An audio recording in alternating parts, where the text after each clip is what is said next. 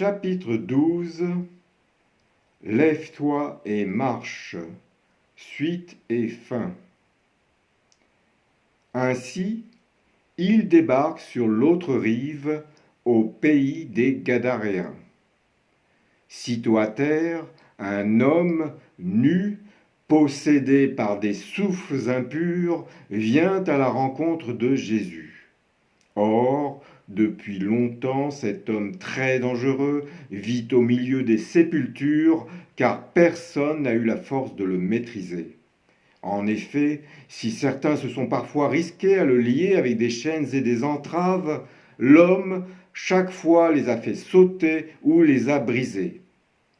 Alors, entraîné par les démons, se tailladant sur des pierres coupantes, il erre jour et nuit, hurlant parmi les tombeaux et dans les montagnes désertes, si bien que désormais plus personne n'ose s'aventurer par cet endroit. Dès qu'il voit Jésus, l'homme se met à courir précipitamment en vociférant « Qu'y a-t-il entre nous et toi, Yeshua ben Elohim Elion? Es-tu venu avant le temps? Nous t'en adjurons de par Elohim, ne nous tourmente pas. » Et reprenant sa course précipitée, il vient se prosterner aux pieds de Jésus qui lui dit « Toi, souffle impur, vas-tu sortir de cet homme? Dis-moi ton nom. » Mon nom, Légion, hurle l'homme, oui, nous sommes une multitude. Et l'homme possédé le supplie de ne pas les chasser dans l'abîme. Or, près de la montagne toute proche, se trouve un grand troupeau de près de 2000 porcs qui paissent. Aussi, les souffles impurs l'implorent. Si tu nous expulses, envoie-nous dans les cochons pour que nous allions en eux. Allez, dit Jésus. À ce mot, les souffles impurs qui possèdent l'homme sortent de lui pour entrer dans les porcs, et tout le troupeau, en se ruant du haut de la falaise, se précipite dans la mer et se noie. Témoins de ce prodige, les gardiens du troupeau s'enfuient et vont répandre la nouvelle de cet événement dans le village proche et les campagnes environnantes. Le lendemain, tous les habitants des alentours viennent se rendre compte de ce qui s'est passé et découvrent assis aux côtés de Jésus l'ancien démoniaque, maintenant vêtu et saint d'esprit, lui que les souffles impurs légions avaient possédé. Aussi, quand les gardiens rapportent précisément comment le démoniaque a été purifié et ce qui est advenu du troupeau de porcs, tous les habitants de cette contrée gadaréens sont pris d'angoisse et supplient Jésus de quitter leur pays. Jésus remonte dans une barque et l'ancien démoniaque lui demande s'il peut le suivre.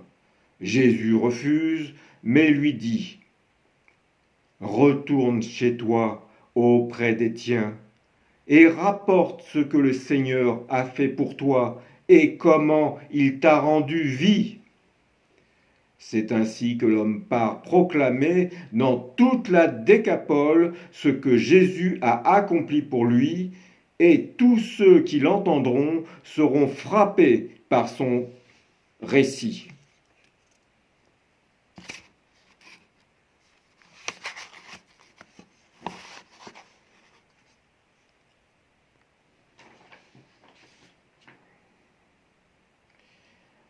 Quand Jésus revient dans sa propre ville, c'est-à-dire Capharnaüm, tout le monde l'attend, aussi c'est une foule qui est prête à l'accueillir à nouveau, et lorsqu'une rumeur se répand qu'il séjourne dans une certaine maison, tant de personnes viennent se presser tout autour de cette maison qu'il n'y a plus la moindre place sur le seuil à l'entrée de la maison.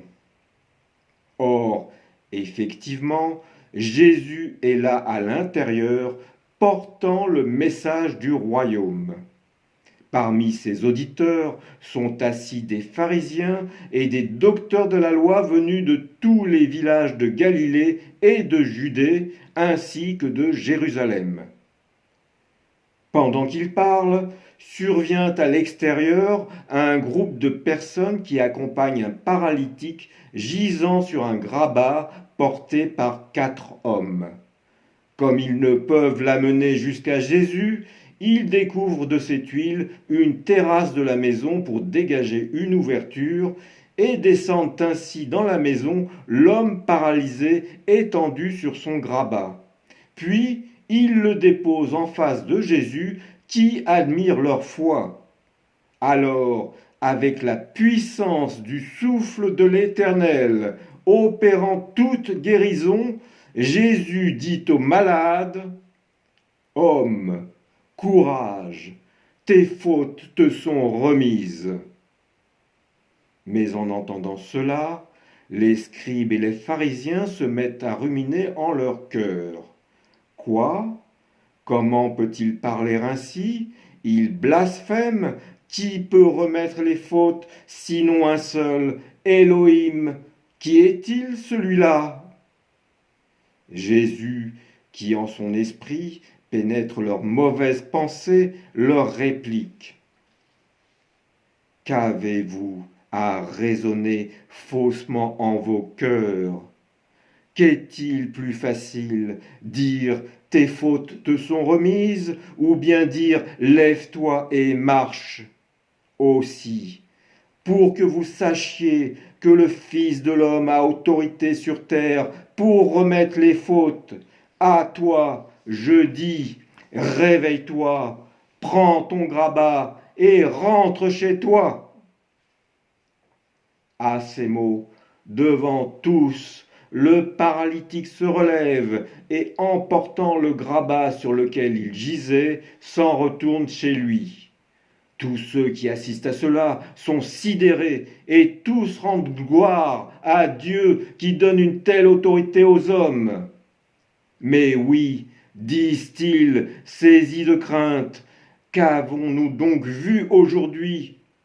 Ce que nous n'avions jamais vu, l'incroyable.